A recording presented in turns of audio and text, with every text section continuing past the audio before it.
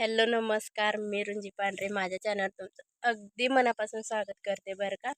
तर सकाळी गेलते मी कामाला, कामावरून आले, सगळे घरातली कामं केली आणि पुण्याचे माझे काका काकू यायला लागल्यात. मग त्यांचीच वाट बघत बसलोय, कारण खूप दिवसातून ते इकडं गावाला यायला लागल्यात आणि काम वगैरे झाले. त्यांनी यायच्या आत सगळी सकाळी गेलते, लवकरच गेलते, एका तासाभरात आले आणि इकडे सारवून वगैरे काढलं, परत भांडी घासली, धुणं वगैरे. आणि इकडे जे लोणचं करायचं आहे आणि फोड्या वगैरे करून कापून ठेवून आपलं इकडं उन्हात वाळवून ठेवलंय. तर शेळ्या मस्त सावलीला बसल्यात बघा.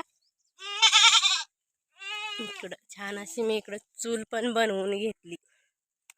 ही म्हणजे वारं वगैरे भरपूर लागत होतं म्हणून त्यामुळे छान असं हे करून घेतलं आणि वाळवून वगैरे तिकडं हे केले. हो काय तर पाठीमध्ये फोड्या ठेवल्यात. परत आईनं शेवया करून आणल्या 5 किलोच्या, त्यांना भरपूर आणल्यात आणि मग त्यांना वाळाय ठेवले. मी आज संध्याकाळी लोणचं घालणार, बघूया आता. काकी आल्यानंतर माझी काकी सांगते तसं घालूया त्यांच्या टाईपनं. तर त्याने आल्यानंतर नक्की व्हिडिओ मी बनवेनच, तर व्हिडिओ कंटिन्यू करा व्हिडिओ. आणि तर चला, तोपर्यंत त्यांनी यायची वाट बघूया. आल्यानंतर व्हिडिओ कंटिन्यू करते मी. आणि बाळ तिकडे खेळते, आरती गेले कपडे धुवायला, तिचीच वाट बघत बसलो आम्ही, कारण बाळ भरपूर रडाले. तिनं तर खूप वेळ केला आज कपडे धुवायला. आणि बाळाला मी तिकडे शेळ्याच्या गोट्या टाकले, ते बाळ पण दाखवते की तुम्हाला. तर माझा स्वप्नील खेळवतो त्याला.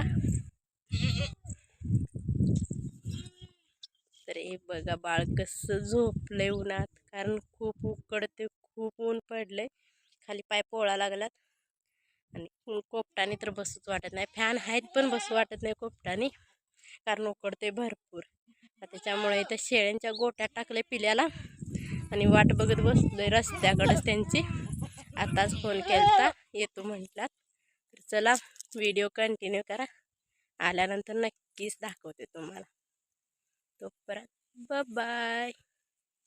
तर इकडे बघू शकता, संध्याकाळची वेळ झाली म्हणतात, म्हणजे काका काकी आल्यानंतर म्हणजे थोडंसं म्हणजे आजी वारलं त्याच्यामुळे इमोशनल झालते. आई खूप म्हणजे रडत वगैरे होती, म्हणून मी त्यावेळेला शूट काही केलं नाही. म्हणून मग नंतर संध्याकाळचं थोडंसं भाकरीचं शूट घेतलं, कारण संध्याकाळी मी सगळ्यांचा आज एकत्र स्वयंपाक होता, स्वयंपाकाचा बेत.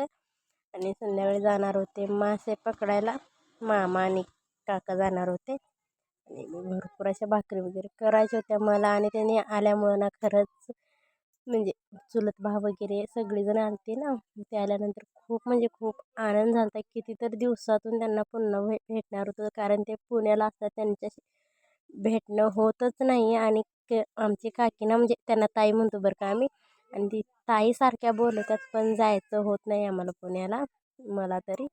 आणि इकडे चिकन वगैरे आणलं होतं, माशाला जायचं होतं, पण वेळ झाला म्हणून गेले नाहीत. बघायचं संध्याकाळी गेले तर गेले.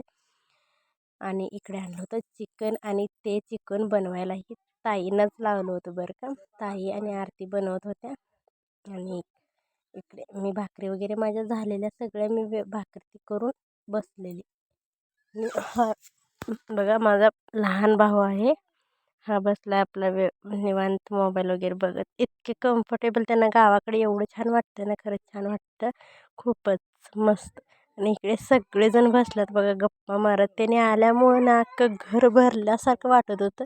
हे बघा, इकडे सगळेजण असे घरात बसल्यात, कारण एकत्र कुटुंब असल्यानंतर ना खरंच इतका आनंद असतो ना. आणि एरवी येतात, पण एवढं असं म्हणजे एवढं खुश आम्ही नसतोच कधी, कारण एवढा वेळ त्यांच्या सोबत आम्हाला घालवताच येत नाही. मग आज आपलं म्हटलं तर इकडे काका, आई, बाबा, काकी सगळेजण गप्पा मारत बसल्यात. त्यांचा स्वतःचा टॅम्पो आहे, त्या टॅम्पोतच चालल्यात. आता इथून जाणार आहेत ते गावाकडे. आई काकीला देत होती सेवया. आणि आमच्या अण्णाचं बघा काय चाललंय, तिकडे आंबे पिकत घातलेत, आंबे खायचे. असं चॅनलशी कनेक्ट राहा, आणि आंबे वगैरे त्यांना सारे आशीर्वाद द्यात. चाललेत बघा गावाला. ते आणि आई आपल्या वैभवला विचारत होते, आता तू शाळेला कितवीला जाणार, अभ्यास करतो का काय.